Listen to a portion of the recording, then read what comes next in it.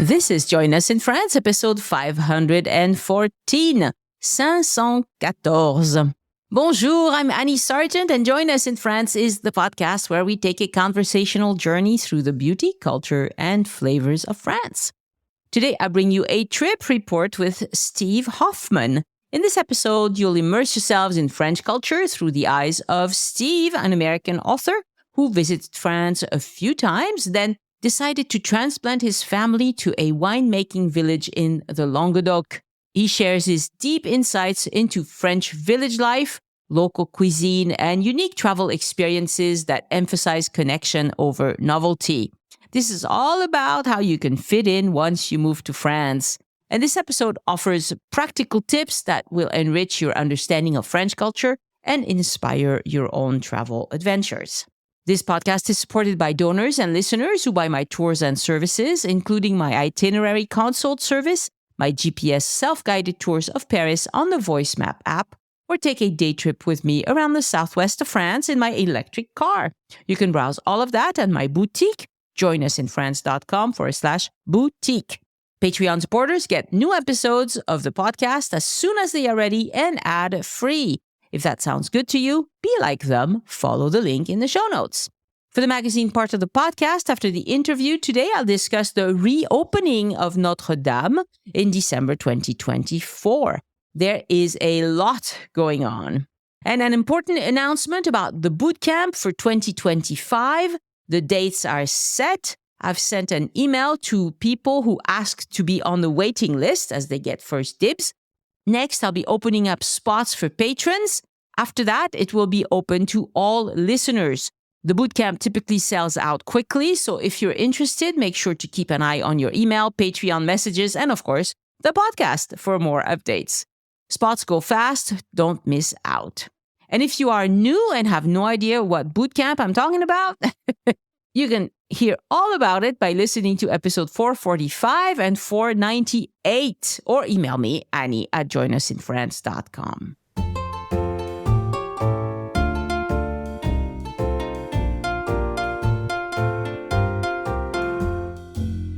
Bonjour, Steve Hoffman, and welcome to Join Us in France. Bonjour, Annie. It's a delight to be with you. Wonderful to see you. Your publisher reached out to me because you wrote a book about France.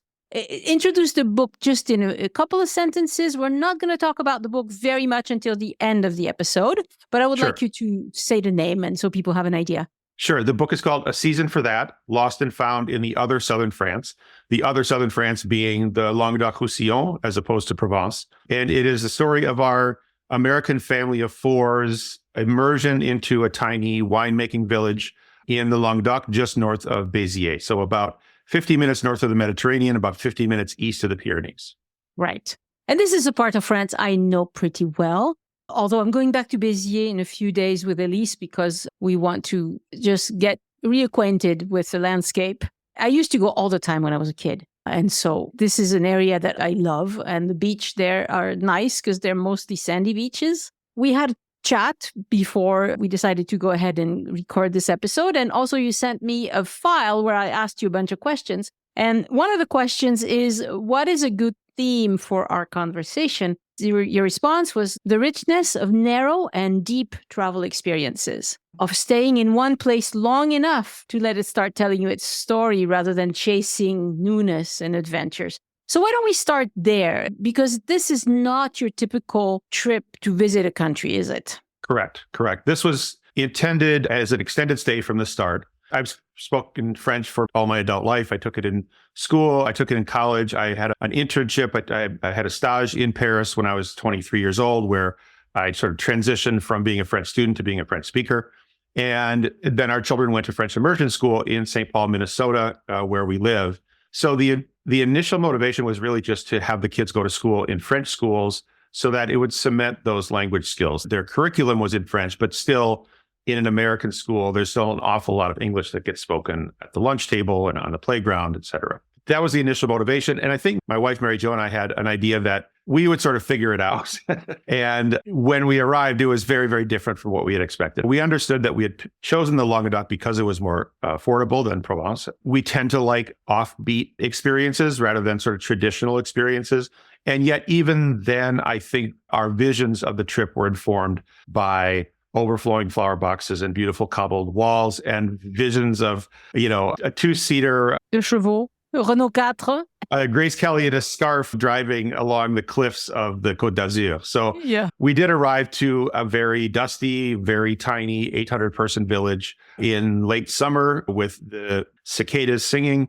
And it was very much a rural agricultural setting, which we are not at all prepared for. In the end, I think it was exactly the best thing that could have happened to us, but it took a long time for us to shift our expectations from what we had thought it was going to be to what the place was telling us to be. And in the end, I think it also, in some sense, adjusted what we value in travel, which is picking a place and understanding that almost any place on earth, if you stay there long enough and you engage with it deeply, is full of diversity and richness. And here was this little place that's the equivalent of, Des Moines, Iowa in the United States. It was nothing special at all, but it was our having been forced to be there and take it on its terms that turned it in the end into a kind of a magical place and a place that we have kind of committed a portion of our lives and our adult attention to. Right. So what's the name of the village? And you rented a place, right? Correct. We rented a house from an Irish landlord. He happened to be the first one who responded when we basically, flung a series of electronic darts at southwestern France, and one of them landed on Otignac, which is the name of the village. And Bill, the landlord, got back to us. It looked like a nice place, and that was about as much planning as we did.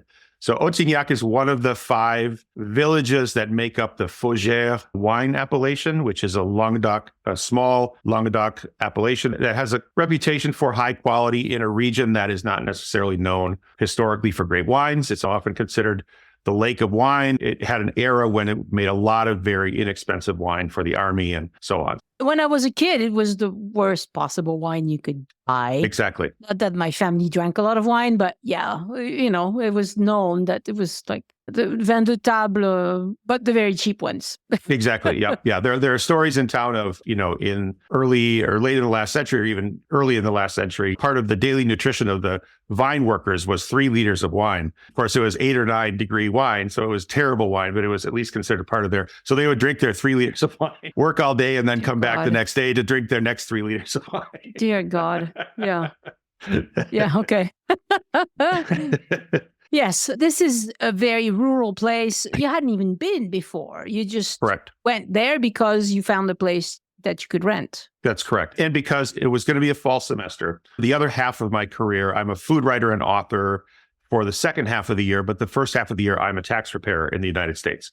And that's a very intense, very seasonal career that happens between February and the end of June for the most part. So that allowed us to commit to being in this place for quite a long time because I generally make most of our annual income in the first half of the year. So we were there in a fall semester, and part of choosing Languedoc was the climate, frankly. We live in Minnesota. It gets very, very cold beginning as early as November. And this is at least a place that was going to be warm. And of all the warm regions in France, the Languedoc north of Béziers was going to be among the more affordable. Right, right. How old were your children when you did this? Joseph was 9, my son, and my daughter Eva was 14. Right. When did you complete this adventure? This is in 2012. Okay, so it's been a long time. It's been a long time. You had plenty of time to reflect on. Correct. After that first trip, we did go back several times. So the kids went to school in those same schools, or they moved up, through the elementary school to the collège, to the lycée. We did go back, both in 2014, 2016, and then 2019 as well. We went back with our son. He went to then private lycée La Trinité in Béziers. Uh-huh. And would they do part of the year in France and part of the year in the US? Correct. They would do the fall semester in France and then come back to their home schools for the second semester. Wow. Did that create complications? It was surprisingly easy on the French side, which surprised me. I expected a lot of bureaucratic fighting from the French government, and we didn't get much of that at all. They were very, very open and welcoming. There are not a lot of English speakers in this area, and the ones that are tend to be British. So the fact that we were American made us a little bit of a novelty. And they were just really surprisingly non-bureaucratic and non-resistant to this. It was almost more trouble in the U.S. schools because the curriculum is fairly strict, and they wanted to make sure that the kids were getting the right history and the right chemistry and so on. And we had to sort of argue, listen, if you're about education, this is going to be about as wonderful an education as can possibly be imagined for these two kids. Do we really have to dot every single I about whether they studied, George Washington? It was a mixed bag, but actually on the French side, it was extremely accepting and welcoming. Well, there's a thing also in France, a school cannot turn away a kid. Sure. There's a spirit of that there as well. Correct. There's a spirit of that. Like you show up with your kid. I've seen this when we had the people who do the weekend, well, it's a long weekend fair festival thing that they put up like amusement rides and stuff. So they show up with these big, huge trucks and they pull these huge rides that they're going to set up. And they're going to be in the village for a week or 10 days at most. And the ones that had kids, the kids went to school.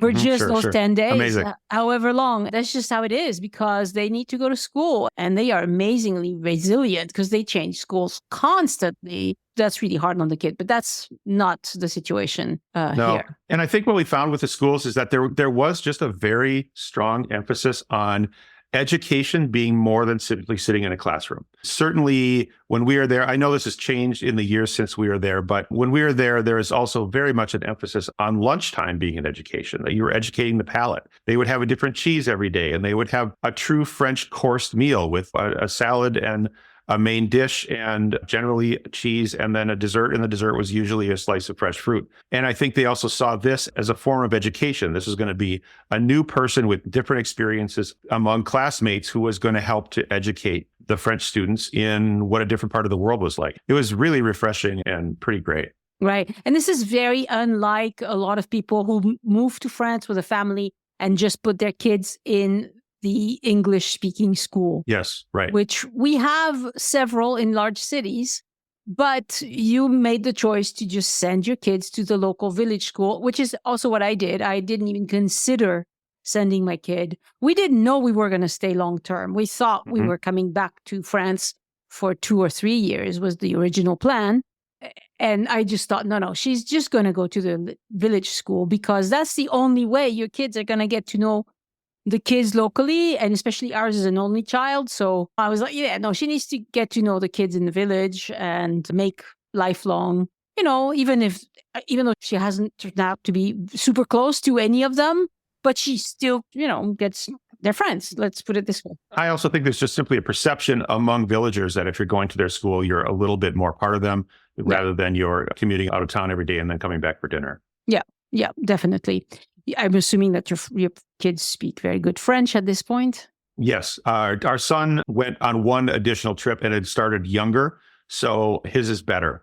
And I pride myself on my French and my French accent, although it's interesting, it seems to deteriorate a little bit as I get older. But one of my son's great joys and one of my wife's great joys, who does not speak French very much and who doesn't care about her accent and her grammar, as I do care very deeply, got great joy out of the late in the process of our son getting compliments that he actually did sound like a native and his accent was getting better than his dad. So good for him. Yeah, it was great. He also got to learn some really great Marseille slang, which was fun as well. That kind of seeped into the local vocabulary. And of course, that left me in the dust. I had no idea what he was talking about, but he loved it. Yeah. So I asked you to rank your favorites. And that's the first thing you put up is watching my kids become French school children, which goes to totally what you were just saying. It is true that within a few weeks, my daughter came home and she could speak French all of a sudden. And she spoke it with a Toulouse accent. Oh, wonderful. Wonderful. Oh, I love that accent so much. So there you go. One time she asked me if I knew about David Beckham. You know who that is, right? Yes, of course. The British soccer player. Yes. I was like, Marianne, it's David Beckham. And she's like, oh, everybody's talking about David Beckham. Our favorite story is Joe came home and had to do a dictée. And one of the words was house. And he spelled it because, with the southern accent, that you have those ings and ongs and added to the end of words. And so he spelled maison phonetically, M-E accent aigu S-O-N-G, maison. That's adorable. That's one of our favorite moments. Yeah. Yes, that's adorable. The second thing you listed is picking grapes during the vendange. So you actually worked.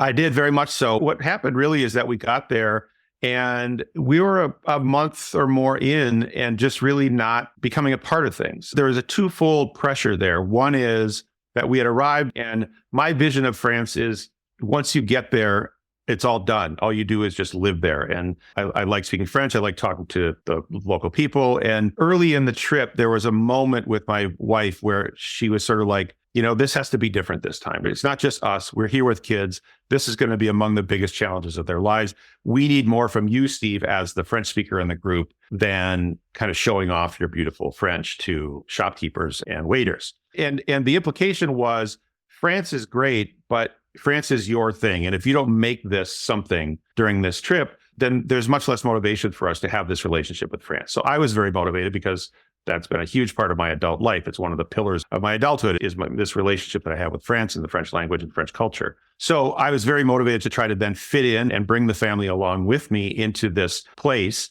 And it was not easy. It's a tiny French village. It's very insular. There's this sort of old Provençal Occitan mindset, which is, if you're born even one village over, you're an étranger or an étranger. It was very hard to fit in. And then at some point, the light dawned on me as I started seeing the traffic and activity increase in preparation for the vendange, that we are surrounded by vineyards and vines. If you're going to get to know this place, maybe it would be a good idea to get out among the vines. So I volunteered to pick grapes with our next door neighbor, who became a very good friend of mine.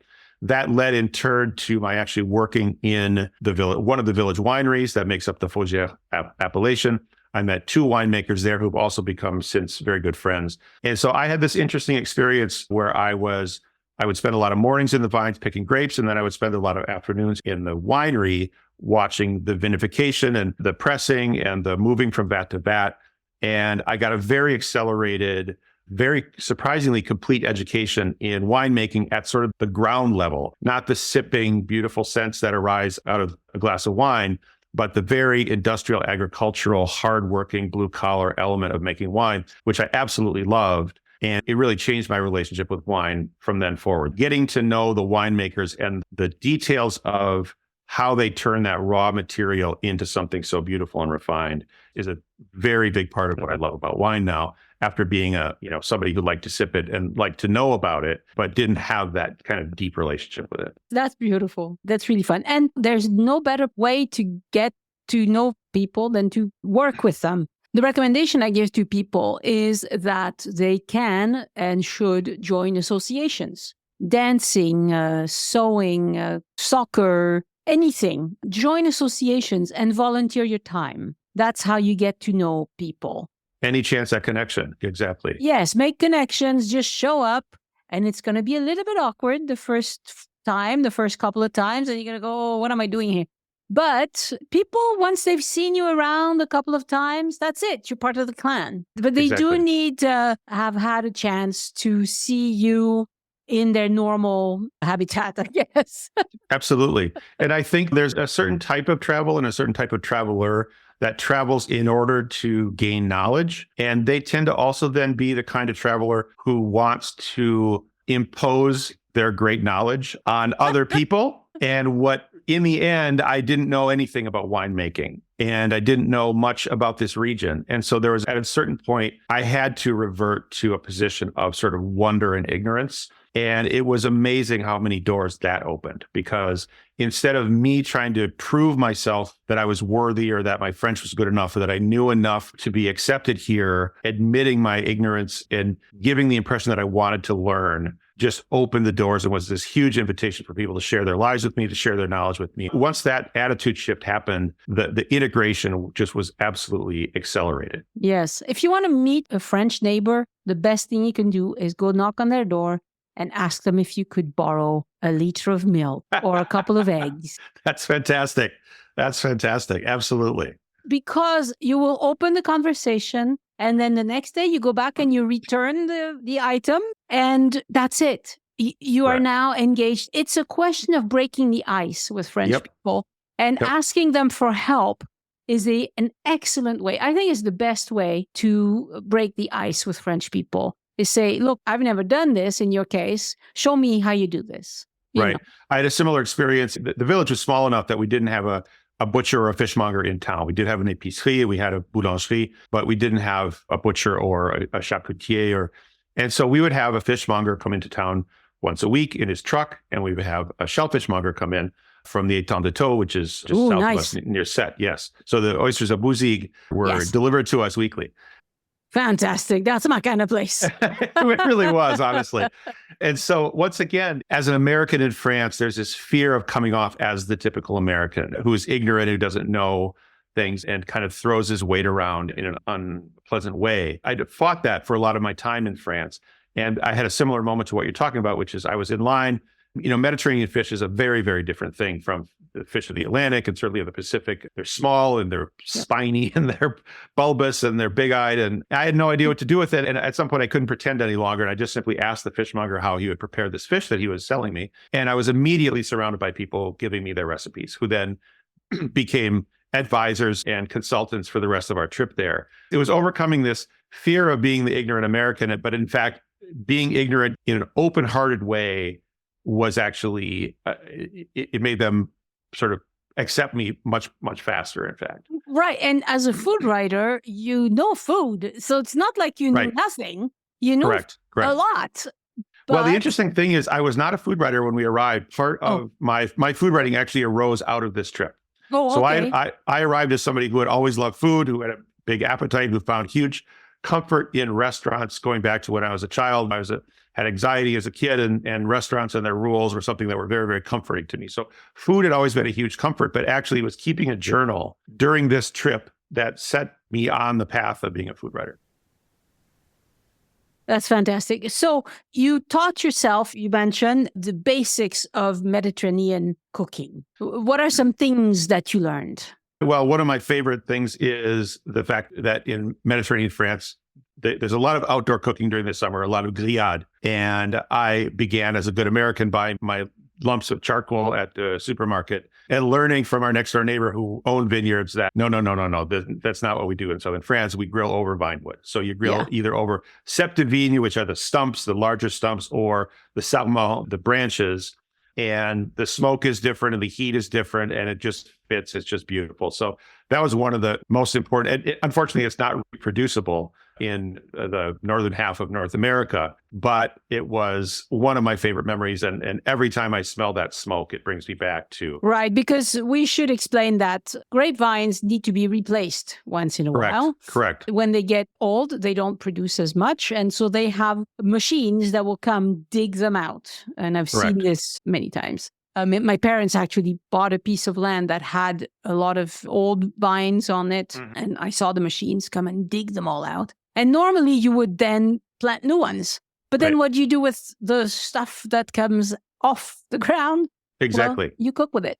Exactly. Correct. Even when the vine is still producing, there's still the annual pruning. Yeah, you cut. And so you cut the smaller branches and those then could cut into sections and those become firewood as well. Yeah, they make firewood. They make really good mulch as well. I have a mulching machine. Sure. I have a vine that's getting way too big.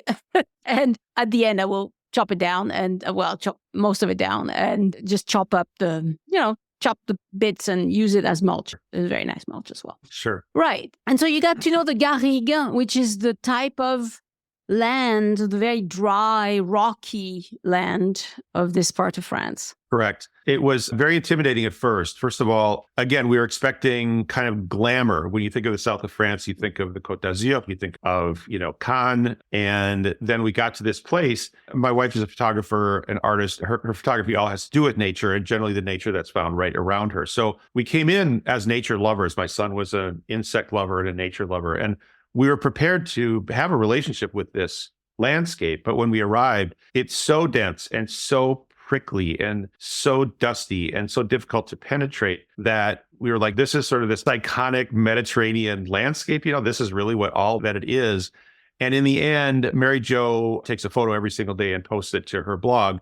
So we had to get out and we had to gather material. And so there was this slow, incremental, growing familiarity with that landscape that was both in the end sort of subtly beautiful. There's a lot of thistles, which look intimidating, but their flowers are beautiful. There's a lot of very subtle, small flowers. There's the beautiful cistus flowers. Yeah, they're everywhere.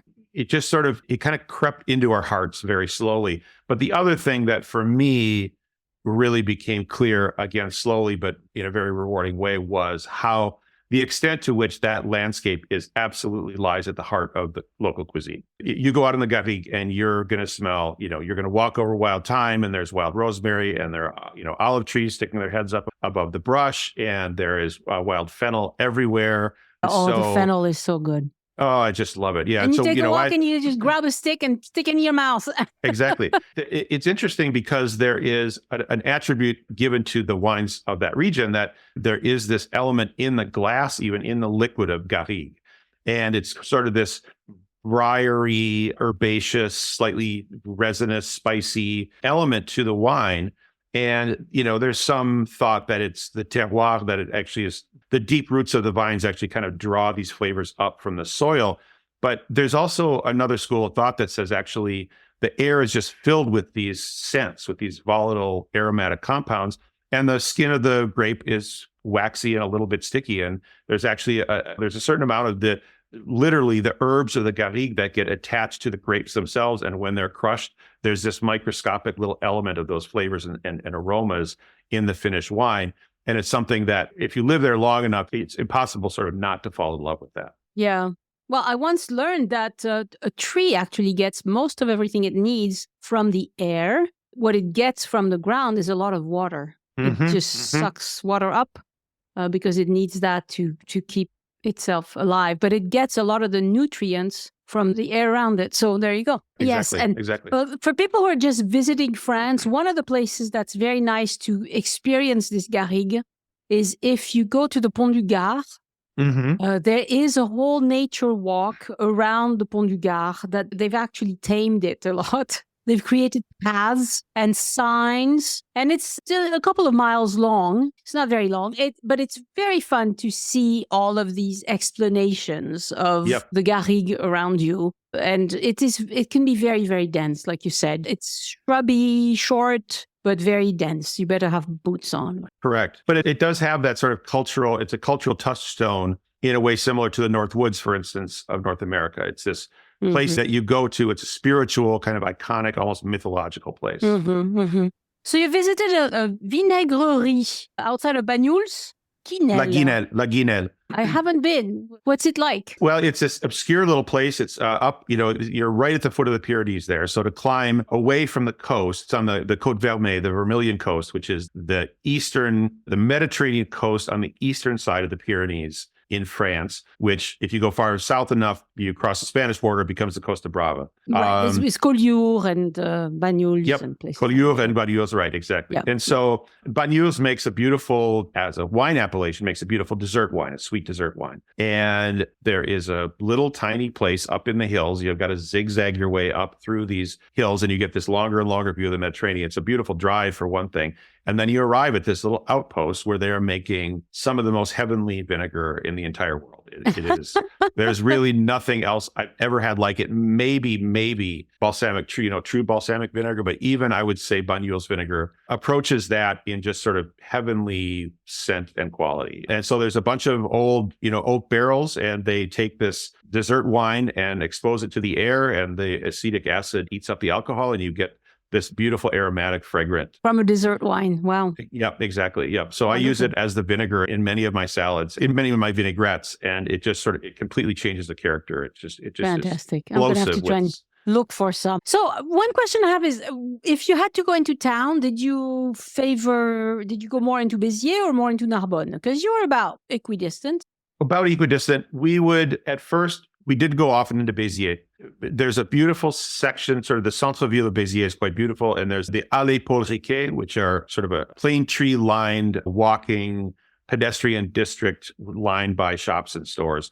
That is quite beautiful. But for whatever reason, we didn't go there often. We ended up going to Narbonne more often. And primarily, we would go on Sunday because there's the covered market in Narbonne, the Halles of Narbonne, are really mind-boggling. Among I would think, 5 greatest covered markets in all of France. I think when we were there, it was actually rated the 2nd or 3rd most beloved market in France.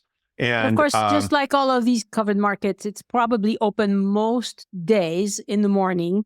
Correct. And then they close in the afternoon, just Correct. So you know that, if you want to go, you can go pretty much any day, but except for probably Christmas or Easter or something. But you have to go in the morning. Correct. But on Sunday, then they will also, there's usually a restaurant or two in these aisles where you can go and do your marketing for the week. And then you stay, you'll have a little light lunch and maybe a glass of wine. And then you go home and start cooking your Sunday meal. Not always light, that lunch. Not always light. True. So our two favorites in this region were actually, the Béziers has one, but it's a little more utilitarian. It's very good, but it's smaller and a little bit more just, it's a place to just go get your supplies. Narbonne is absolutely beautiful. And the drive there from where we were, you're driving in the direction of Carcassonne, you get the view of the Pyrenees in the distance. It's a very beautiful drive. But our other favorite was actually Sète.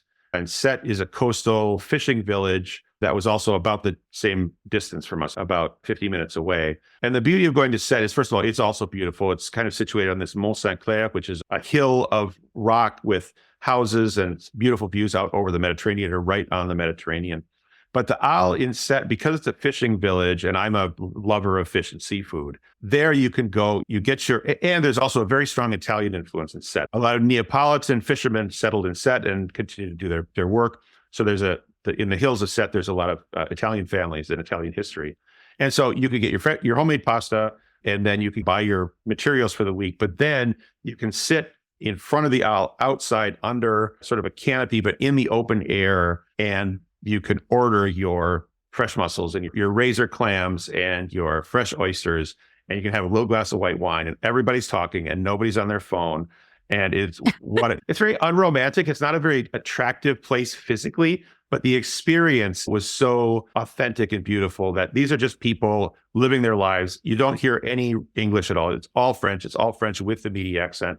It's just people there having a glass of something, coffee or wine, having a little bite of something, smoking cigarettes and talking. Yeah, and they have this specialty in Sète, les tuiles de Sète. Les tuiles de Sète, exactly. Yeah, so that's I find them a little dry. I don't know, but maybe I haven't had the right ones, but... And they also have an octopus pie there as well that they're very famous for. I'm trying to remember what it was called. It's an octopus in a tomato and garlic sauce enclosed in essentially a So pie. Two questions. About Sète, did you attend the jousting? Did you see the jousting? We did. We were sitting there having a coffee one day and it happened. We didn't go to see that. But yes, they have this water jousting where two ships row toward each other, and there's the jouster standing on the bow to try to knock each other off. And it goes back way, way back in the history of the city. And I love it because heavy people have an advantage. Yes. There you go. Right. And that's the other kind of cool thing about Sète is that there are these canals. Yes, you're on the sea, but then there's the canals actually penetrate into the city itself.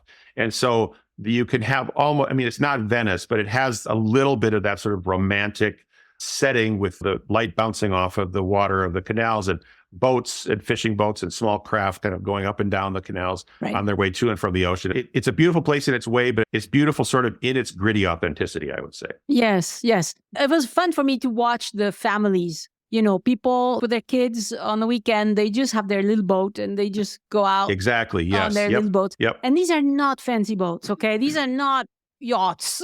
Correct. These are tiny little family boats that they probably had for a while, or I don't know. Very simple kind of enjoyment of life that it doesn't take millions to be happy, really. That's right. And then actually just next door to Sète there's a long strip of beach that runs between the Mediterranean to the south and the Étang de Thau on the north. It's called the Plage de la Baleine. It's between Sète and Marseille-en-Plage. And it's in the summer, every French beach is very, very heavily used, but it's surprisingly underused compared to most French beaches. The Sunday trip to Sète was just this wonderful highlight. We would go visit the beach. We'd do our marketing in the morning. We'd have our little lunch. We'd go to the beach. Sometimes my son and I would fish. And then we'd drive home, at about sunset. It was a lovely, but very, very simple day. There was nothing fancy at all. It was just being with family, having good food, looking at the sea, going home. Having had a pleasant day. Exactly. Okay. The last question I want to ask you is, did you eat in Narbonne at Les Grands Buffets? I did not. No. I just saw the article about that in the New Yorker, though, that it's the talk of France right now, the Grand Buffet. Yeah. It's not sure what to think about. I mean, I ate there once and I thought it was a good experience. It was a gift from a friend. So that's the sort of place that people buy. If you're going to buy an experience for a gift, this is one that people like because, absolutely, the meal is probably 70 euros or something. So you might not treat yourself to that sort of meal every day. It's not that far from Toulouse. So anyway, it was lovely. But I know there's a lot of shenanigans. There's a lot of political stuff going on because it's not in a pretty building. And they would like someone to give them a pretty building, I think. And they haven't found the sucker who will do it yet. But they're looking. They're really looking. And anyway, okay. Now, we need to talk about your book for a while because I didn't read it. I apologize. I normally try to read these books, but I told you why. And one of the reasons why it wasn't in audio, I couldn't listen to it easily. And I listen to things and I rarely sit down and read. So now it's coming out in audio. So remind us the name of the book to begin with. Sure. The book is called A Season for That, Lost and Found in the Other Southern France. The other Southern France, again, being the Languedoc as opposed to Provence. Right. And you tell the story of your family. Correct. So it's a memoir, and it is the story of what we've been talking about, which is our American family arriving to an experience they weren't necessarily particularly prepared for, putting the kids in school, trying to integrate into this French village with some difficulty. And in the end, finding our way into the village through a growing relationship with Mediterranean food and home cooking, which is my sort of self-education, and then a very accelerated and concentrated education in wine and winemaking through my volunteering to pick grapes in the vineyards and making wine in a local winery and getting to know not only wine and winemaking, which is such a part of the culture there, but getting to know winemakers and grape growers who then become good friends of mine and kind of get us not just integrated, but very, very deeply integrated, where we felt a part of things. It felt as if we had become a part of this village and a part of the culture. And so you read your own book, you narrated your own book. For the audiobook version, correct. Yep. I just got out of the studio a couple of weeks ago to do that. Fantastic. That's hard, isn't it? Narrating a book. It's so hard. It's such a different way of reading. You have to take breaths in weird places. And if there are long sentences, you have to break them up and do it in such a way that the editor can edit it back out. Is a very, very disorienting way to read a book. Yeah. And did you edit your own book as you were reading it? Did you change things? No, I could not. Nope. I had to. In fact, if I missed a word or pronounced or used the wrong word, they made me go back and actually re-record to get it exactly right. So it exactly matches the text. I bet sometimes you thought, I could have said that better. A few times, but not often. I'm a perfectionist and I comb through all of my sentences hundreds of times. So I'm assuming this book is mostly for people who are Francophiles and just want to read about life in France and what it's like to spend time there. Yeah, it's a very immersive story about what a lot of people dream about. What if we just left it behind for a part of a year or more and lived in this foreign place that sounds romantic? It's also, though, really, it's very much a memoir. And part of what happened in this trip is I, as a 45-year-old, had some self-acceptance issues as a younger man, and getting accepted externally into the village and into the lives of these people that I saw as sort of heroes. You know, wine is religion in France, and these are the priests I was among, led to some self-acceptance as well. And there's a story, very much a story told about that, about my struggling with being a parent, about wondering if we had exposed our children to more than they could handle. There's an internal journey of acceptance that sort of parallels the external journey of trying to become a part of this village. So do you ever think, I'd love to retire in France or something like that? I've thought about it very much, and we're in the midst of kind of discussing what that would look like. I don't know that I would ever permanently retire to France, but I would really like to have there be some rhythm to our lives where we're spending a part of the time in our current place and a part of the year in, probably at this point, somewhere in Languedoc or Roussillon. I don't know that we would ever settle in Provence, but I think it would be in the south somewhere that just sort of really became a part of who we are. Yeah. And I got to say, when you were talking about the garrigue, I was going to say, and I let it slip, but I'll put it in now. It's really annoying to French people that Americans think that southern France has lavender fields and nothing but lavender fields. Yes, correct. There are lavender fields, but for the love of God, there is a lot more than lavender fields in southern France. Please. Correct. Correct. No, there's an entire world cuisine that has as its base this scrubland. And it's supposed, everybody's telling us now it's the healthiest cuisine in the entire world. There is a lot more than lavender going on. That's for sure. You know what I heard yesterday? So my husband is trying to lose some weight and he went to a dietitian. The dietitian told him that duck fat is almost as good for you as olive oil. It's so interesting. Our next door neighbor who has a cholesterol problem came back from his doctor, and his doctor said, here are the fats that you can have. And he recommended against olive oil, but recommended in favor of duck fat. And so they use that. Oh, wow. Okay. So this dietitian said, first go for the olive oil, but second, it should be the duck fat. And I told him, The first thing that came out of my mouth was like, that's Toulouse propaganda, surely. That can't be true. Of course. Because it's animal fat. How can it be good for you? And so I looked it up, and it is good for you. It's very good for you. And the other thing about it, I think, is that at high temperatures, it actually, at high temperatures, olive oil could turn into a trans fat, which is very, very unhealthy. And animal fats don't do that. So there is also something about sauteing or frying in an animal fat that doesn't have that transformation that's very unhealthy. Yeah, so today I went to my local grocery store and I asked for the duck fat. And she says, I think we're out. Oh, no. And I was like, oh, no, get some more. And she's like, oh, yeah, you should always have some in your fridge. Absolutely. She told me off, like, really? You don't have any? Because I said, I'm trying to do a recipe with duck fat. And she's like, why don't you have it in your fridge already, woman? Like, what is wrong with you? It's like not having salt. Yeah, exactly. Not having salt. Anyway. Well, Steve, I'm really looking forward to actually reading your book. It sounds like it would be a wonderful few hours to spend. Is it a very long book? It's about 350 pages. So it's a good size, yeah.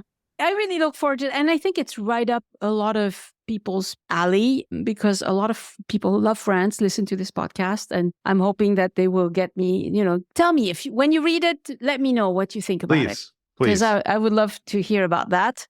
And thank you so much for being so generous with your time and sharing all of this. That's fantastic. Annie, this was an absolute delight. I loved every minute of it. I was looking forward to it actually all day. So. Wonderful. Merci beaucoup, Steve. Merci à vous aussi. Au revoir. Au revoir.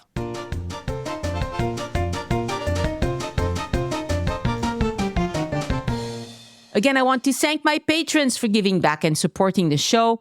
Patreon supporters get new episodes as soon as they are ready and ad-free. Be like them, please. Follow the link in the show notes. And patrons get more exclusive rewards for doing that. You can see all of them at patreon.com/joinus, Patreon. Join us, no spaces or dashes. And a special shout out this week to our Join Us in France champions, Michael Moore, a new patron who joined at the Groupie du podcast yearly. Thank you for doing the yearly.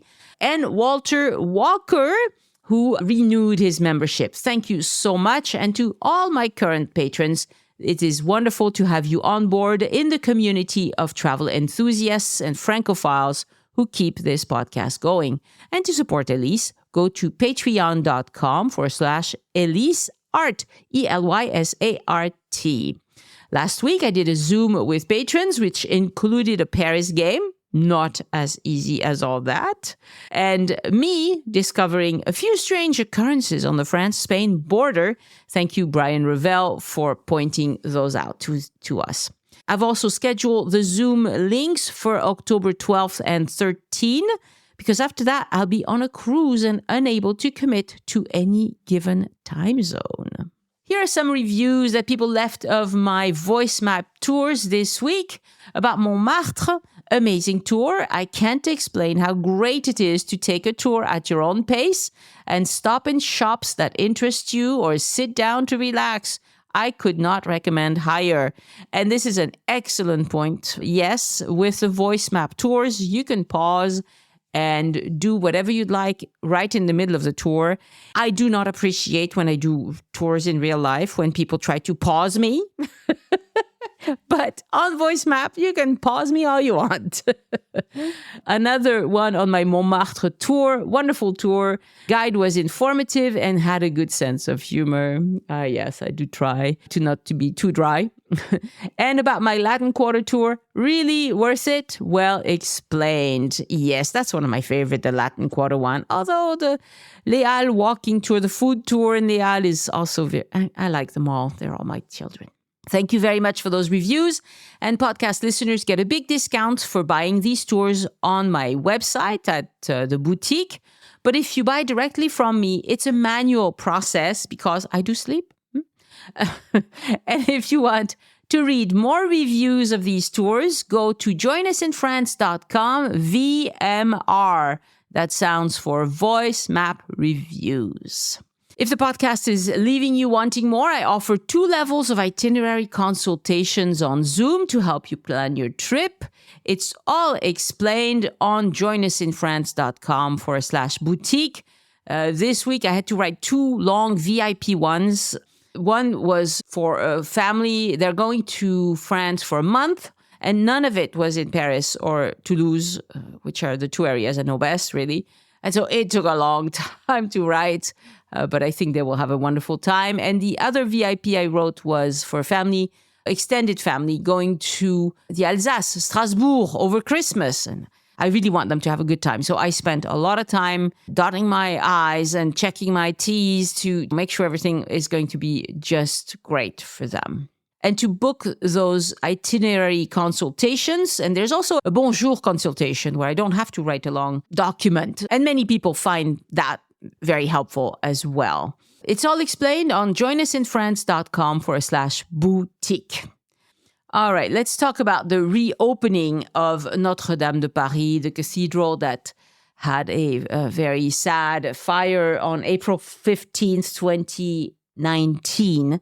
So it's been a few years already, and it is ready to be reopened. So here's what we know. Some of it is based on official sources. Some of it is kind of informed guesses based on chit-chat between tour guides. Okay, I have to tell you that there are three organizations at work at Notre-Dame. There's Rebâtir Notre-Dame, Rebuilding Notre-Dame. They are in charge of the restoration and its operations. There's the Centre National des Monuments, CMN for short. They manage the bell towers. And the Diocese of Paris, of course. So this means that there are a lot of people involved and it takes a lot of planning.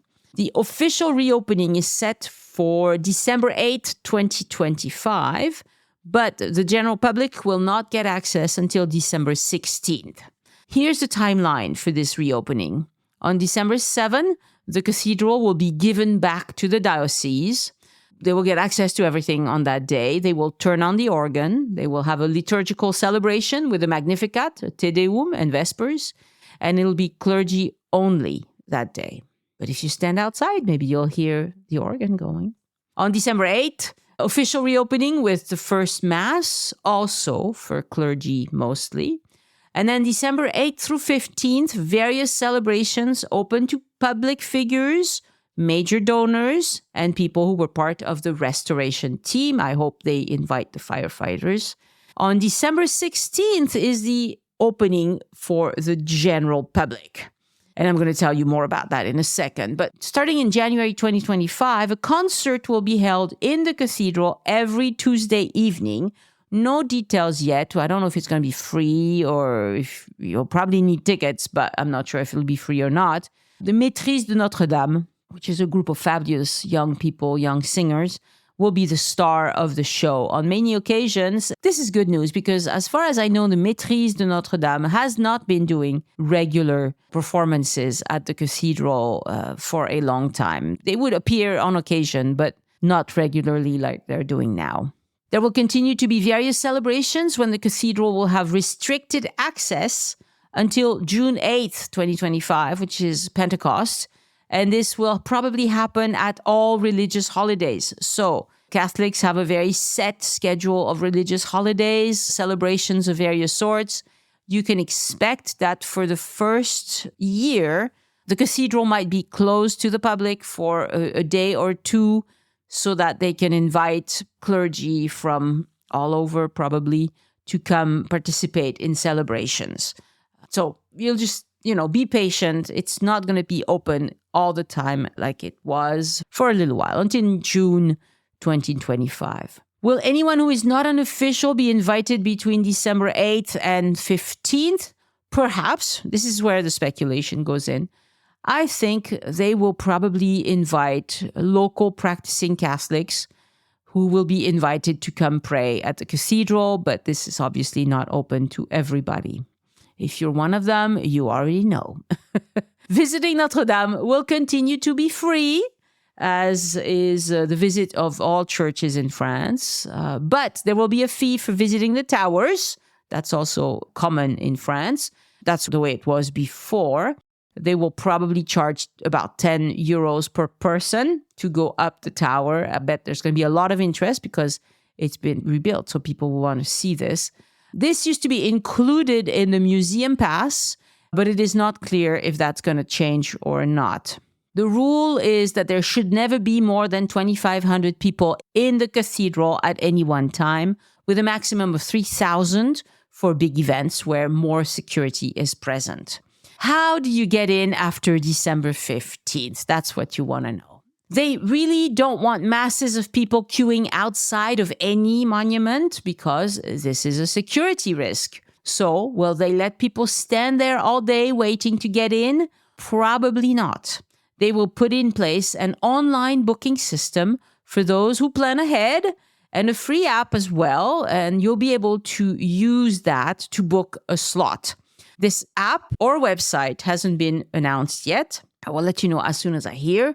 I suppose anyone who comes wanting to queue will be told by security to move along, install the app, enter all the info they ask for, and come back when you get a spot.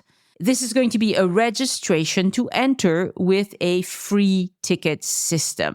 They will also have physical security at the entrance, obviously. They would be looking for knives, guns, glass bottles, sharp objects, and they may allow small purses, but probably no backpacks, or at least no big backpacks. So this is bad news for people who are used to show up at venues with their big old backpack, no forethought whatsoever. That's probably not Join Us in France listeners, but there are lots of them out there in the wild world of travel. We are fully in the era of apps. Booking a ticket to enter, even if that ticket is free, and then you'll have to go through physical security with as little as possible.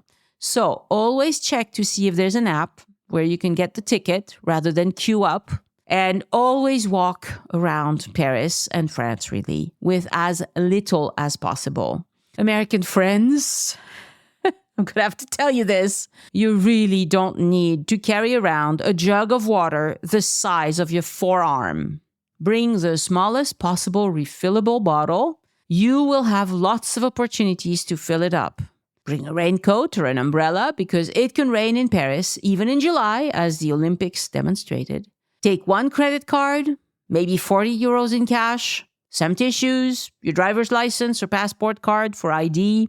You need a pocket that zips where you can safely put away your phone as well. And I realize that many women are used to carry lotions and makeup and nail clippers and God knows what else. If you bring a bag, make it the smallest possible. Think about it. Think about what's the minimum I can bring. It's really important. And I'll talk more about the must-haves in your bag in next week's episode of the podcast. My thanks to podcast editors Anne and Christian Codovan, who produced the transcript. Next week on the podcast, I'm very excited about the episode coming up. It'll be an episode about Lamotte Cadillac, the founder of Detroit, with Kim Loftus. Great stories there. I think you will enjoy greatly. I enjoyed doing that very, very much. And remember, patrons get ad-free versions of this episode. Click on the link in the show notes to be like them. Thank you so much for listening, and I hope you join me next time so we can look around France together. Au revoir. The Join Us in France Travel Podcast is written, hosted, and produced by Annie Sargent and copyright 2024 by Addicted to France. It is released under a Creative Commons Attribution, Non-Commercial, No Derivatives license.